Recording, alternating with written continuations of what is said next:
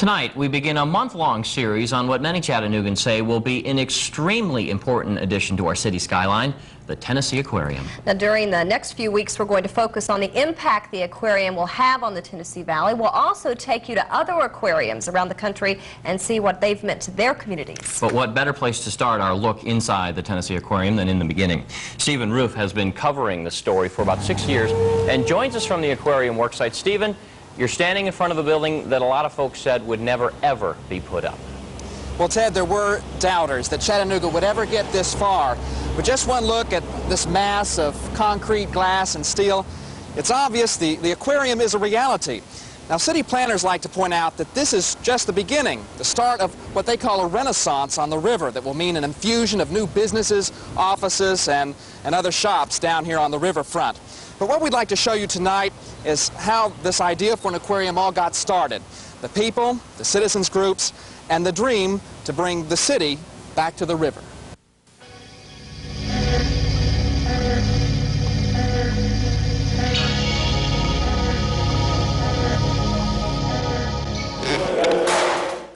This is the sound of Chattanooga's Renaissance on the river. Sparks have been flying here at the Tennessee Aquarium for the last year and a half. When it's all finished, about a year from now, developers say it will make the city's riverfront its front porch. It used to be that way. Before there was a Chattanooga, this was called Ross's Landing. It was a trading post and later a commercial port where riverboats took on goods bound for the Mississippi. Back in the late 70s, a group of students from UT's School of Architecture were looking for ways to bring the city back to its roots, back to the river. They put together an exhibit called Images of the City, and among their recommendations, anchor Chattanooga's riverfront development with an aquarium. So it was a natural, and it caused a lot of interest at that time, but it was very subliminal. I mean, people didn't walk out of that exhibit, we got to build an aquarium. It just kind of planted a seed. A few years later, a preservation group commissioned a study looking for ways to save the historic Walnut Street Bridge. Consultants for Landmark Chattanooga suggested the best way was to put something attractive at the end of it, and they too recommended an aquarium. About the same time, the Moccasin Bend Task Force was meeting with the public, trying to come up with a master plan to develop the whole 20-mile stretch of riverfront from Chickamauga Dam to the Tennessee River Gorge. In April of '85, the task force unveiled its study before 1,000 people at the Trade Center. There were descriptions of the proposed river park along Amnicola Highway, and they proposed an even bigger aquarium at Ross's Landing. That must have been the turning point that the community returned to the river spiritually. I mean, it was an enormous crowd. It was, you could just feel it in the air. We could see that the major aquariums not only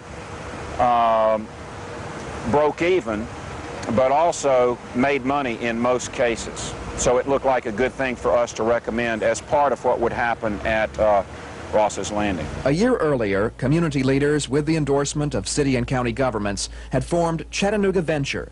The grassroots citizen group met often to brainstorm ideas for a better city, and they too got hooked onto the idea of an aquarium. Representatives went to Nashville to ask Governor Lamar Alexander for funding. It's quite true that the governor at that point said, if you're going to build one, don't just build, I'm not sure he used this language, but don't just build the anchor for a downtown development project, build a world-class aquarium. And that's what we decided to do. If you want a world-class aquarium, you need a world-class architect. One of the first names to surface was Peter Chermayoff, designer of the National Aquarium in Baltimore. After visiting the Ross's Landing site, Chermayoff liked what he saw. If you are geographically between Baltimore and Florida, and there's nothing else in between, that means that Chattanooga enters people's minds as a place to stop for another reason than they might have already had.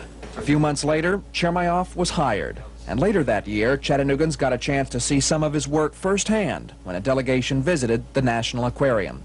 Riverfront planners were encouraged by the retail and office development nearby. Chattanooga's River City Corporation was making similar plans here to build a public plaza surrounded by shops and offices. In February of 1988, Chermayoff unveiled his final drawings for the aquarium at a huge gathering at the Chattanooga Choo Choo. Most people were enthusiastic, but a small minority didn't feel the aquarium would solve the city's real problems.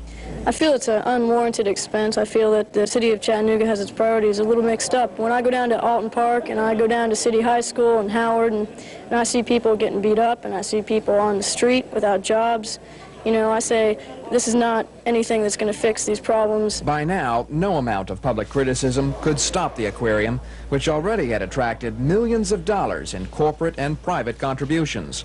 Just 7 years from the aquarium's conception, officials broke ground. And as a symbol of Chattanooga's renaissance on the river, bulldozers demolished the old Nolan building. You know, it doesn't seem like that long ago when those bulldozers brought the old Nolan building down. I remember that day because they gave all of us who were there one of these buttons, and they asked everyone to hold on to them because if you present this button when the aquarium opens, you get in free. So I'm holding on to my button for that day. Quite a history lesson there. Stephen, like we said, you've been following this story for a long time now. Did you really ever think that we'd see an aquarium go up? Well, I remember back in '85, you know, all the talk and the designs on paper, and frankly, no, I didn't think it would ever happen. But neither did a lot of other people, important people, who later turned out to be major financial contributors to the aquarium. Stephen, what do you think changed their minds? Well, I think an important part of that story was when Governor Alexander heard about this aquarium project and told some of the leaders here in Chattanooga it was a great idea and they should set their sights high and go first class.